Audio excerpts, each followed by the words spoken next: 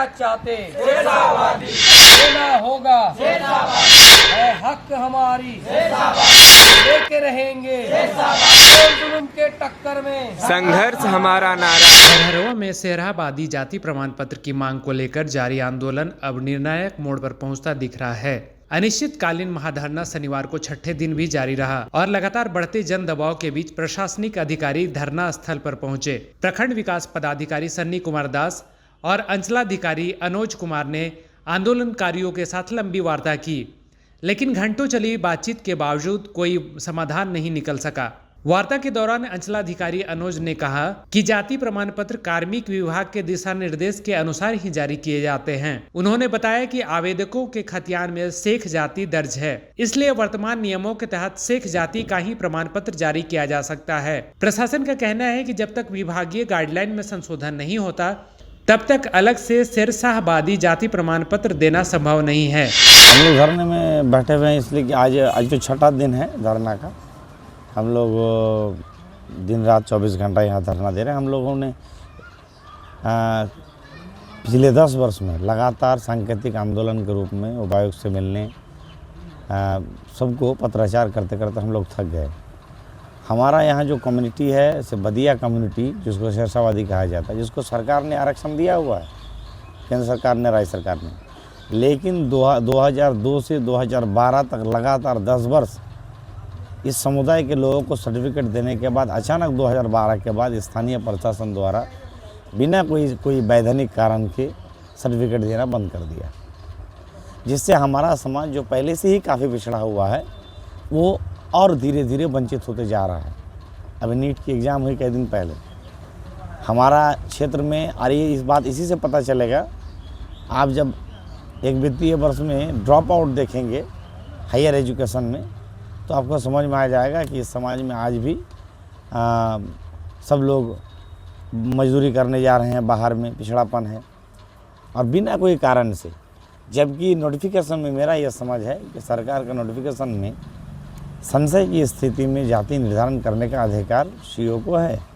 हमने सीओ से स्पष्ट कहा है, सीओ साहब से आज वो आए थे, हमने उनसे स्पष्ट कहा कि अगर कोई आवेदन, अगर जाति का हम आवेदन करते हैं उसमें जाति डिक्लेयर करना वो मेरा राइट है। मैं जानता हूँ कि मैं किस जाति से हूँ, तो मैंने शेरशाहबादी जाति डिक्लेयर किया। अगर मेरा पर्चा के साथ मेल नहीं खा रहा है तो आप ग्राम सभा कराइए, आप स्थानीय जांच कीजिए, ग्राम सभा कराइए। ग्राम सभा से बड़ा कोई सभा नहीं है। अगर लोग कहता हम हैं तो दीजिए, नहीं है तो नहीं दीजिए।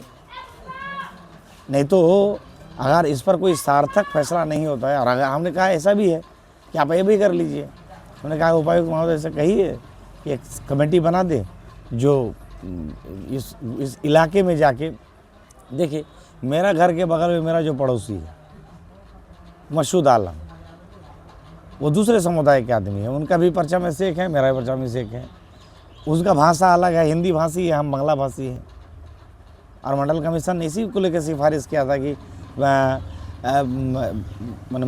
बंगाली मुस्लिम जो है, जो शेख जाति का जो बंगाली मुस्लिम है वही शेरशाहबादी है। बिहार में, बंगाल में कहीं पे भी शेरशाहबादी जाति का उल्लेख नहीं है पर्चा में, लेकिन निर्बाध रूप से पिछले 20-25 वर्ष से बिहार में सर्टिफिकेट निर्गत हो रहा है, बंगाल में हो रहा है।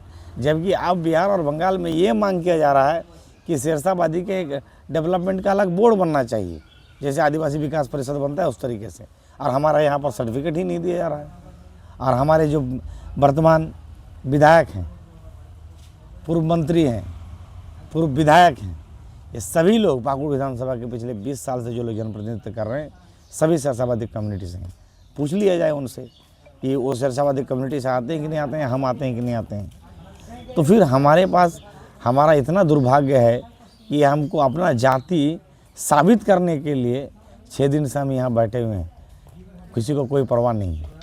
लेकिन आंदोलनकारियों ने प्रशासन की इस दलील को पूरी तरह खारिज कर दिया। संगठन की ओर से वार्ता में शामिल मुखिया मोहम्मद इश्तियाक ने कहा कि बिहार और पश्चिम बंगाल में भी खतियान में शेरशाहबादी जाति दर्ज नहीं है, क्योंकि यह पहचान मंडल आयोग और सच्चर कमेटी के सिफारिशों के बाद अस्तित्व में आई।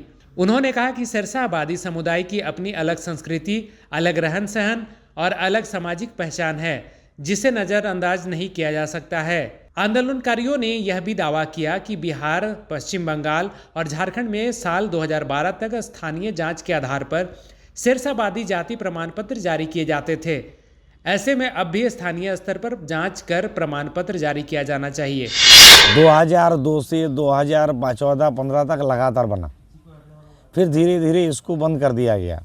अभी 2024-25 में भी आपका साहेबगंज में लालवथानी दियाड़ा में सर्टिफिकेट बना। अब उनका वो कहना है कि वहाँ अनसर्वे लैंड है, इसलिए वहाँ स्थानीय जांच करके बना।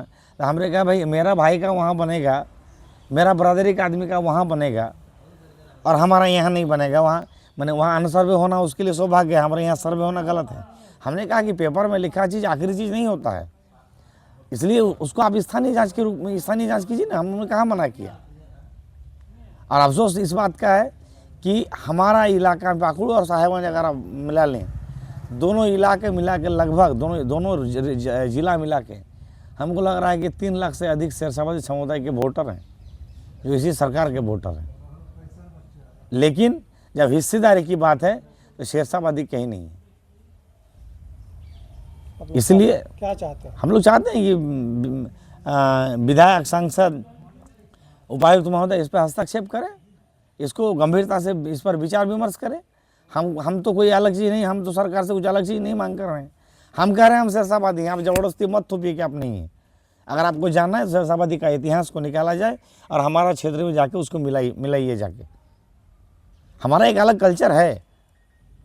और वो मंडल कमीशन का सिफारिश में भी आप पूर्णिया गजट को भी देख लीजिए, आप पूरा शेरशाहवादी समुदाय का इतिहास को देख लीजिए। शेरशाहवादियों का गौरवशाली इतिहास है। 1870 में इब्राहिम मंडल, अमीरुद्दीन मंडल ब्रिटिश शासन के खिलाफ लड़ने के लिए अंडमान निकोबार के जेल में सजा मिला उनको, अंडमान निकोबार जेल गए। धरना स्थल पर बड़ी संख्या में लोग मौजूद रहे और प्रशासन के खिलाफ जमकर नारेबाजी भी हुई। और सवाल यही है कि आखिर इस लंबे आंदोलन का समाधान कब निकलेगा और क्या प्रशासन समुदाय की मांगों पर कोई ठोस फैसला ले पाएगा या फिर बरहरवा की यह लड़ाई आने वाले दिनों में और तेज होगी।